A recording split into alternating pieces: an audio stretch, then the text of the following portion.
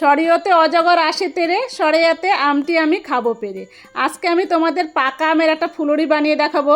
এইভাবে একবার তোমরা বাড়িতে ফুলুরি রেসিপি বানিয়ে দেখতে পারো, আশা করি তোমাদের খুব ভালো লাগবে। চলো তাহলে শুরু করি। প্রথমে আমি এখানে একটা পাকা আম নিয়েছি, আমটাকে স্লাইস করে কেটে নিলাম। তারপর একটা চামচের সাহায্যে ঠিক এইভাবে তুলে নেব।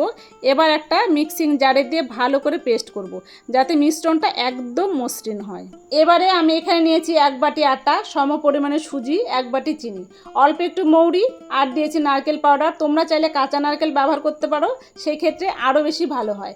আর দিয়েছি একটু ওটস, যেটা পুরো মিশ্রণটাকে একটু ফাইবারি করে তুলবে। সমস্ত উপকরণগুলোকে ভালো করে মিশিয়ে নেব হাত দিয়ে। যখন ভালো মিশানো হয়ে যাবে, এবার মিশ্রণটাকে আমি 10 মিনিটের জন্য ঢাকা দিয়ে রেখে দেবো, যাতে চিনিটা ভালো করে মিশে যায়।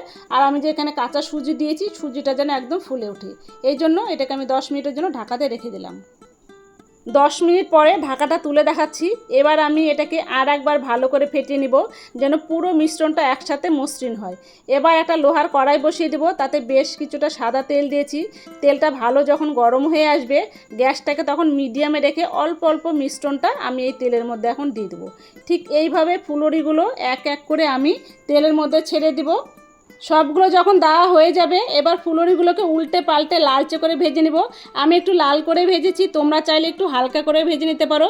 এইভাবে ভেজে ভেজে আমি তুলে রেখে দেবো। প্রথম ব্যাচটাকে ভাজা হয়ে গেলে এটাকে আমি সাইডে রাখবো, বাকি ব্যাচটাও ঠিক এইভাবে ভাজবো। আর তোমরা তো শুধু ক্যামেরার সামনেটা দেখো, আজকে দেখাবো তোমাদের ক্যামেরার পিছনেও সবাই মিলে কত সহযোগিতা করে আমাকে। এই যে দেখছো আমার হাতে সুন্দর সুন্দর মাটির থালাগুলো, যেগুলো ডিজাইন করা, এগুলো সব আমার মেয়ে করে দিয়েছে, সব ওর হাতের কাজ। আসলে কোনো কিছুই একা সম্ভব না, যতক্ষণ না তোমার ফ্যামিলি তোমাকে সাপোর্ট করবে। তাই ফ্যামিলি বন্ডিংটা খুব দরকার, এটাকে সবাই স্ট্রং রাখবে। দ্বিতীয় ব্যাচের ফুলুরি আমি একইভাবে ভেজে তুলে নেব। আমি এখানে একটা আম দিয়ে করেছি, তাই দেখো কতগুলো হয়েছে। তোমরা চাইলে বেশি করে নিতে পারো, তোমাদের বাড়িতে যেমন লোক থাকবে। বাড়িতে বানিয়ে দেখতে পারো, যেমন বানানো সহজ, খেতে কিন্তু ভীষণ ভালো লাগে এই পাকা আমের ফুলুরি। আর তোমরা যদি বাড়িতে বানাও, আমাকে কমেন্টে জানাতে ভুলবে না তোমাদেরটা কেমন হয়েছে।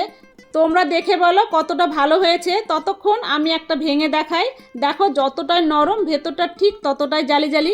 সম্পূর্ণ ভিডিওটা দেখার জন্য তোমাদেরকে অসংখ্য ধন্যবাদ। ভালো লাগলে একটা লাইক কমেন্ট শেয়ার করতে ভুলবে না, এইটুকু আমার পাওনা। দেখা হবে নতুন একটা রেসিপি নিয়ে পরের ভিডিওতে। ততক্ষণ সবাই খুব ভালো থেকো, সুস্থ থেকো, এনজয় করো। Thank you.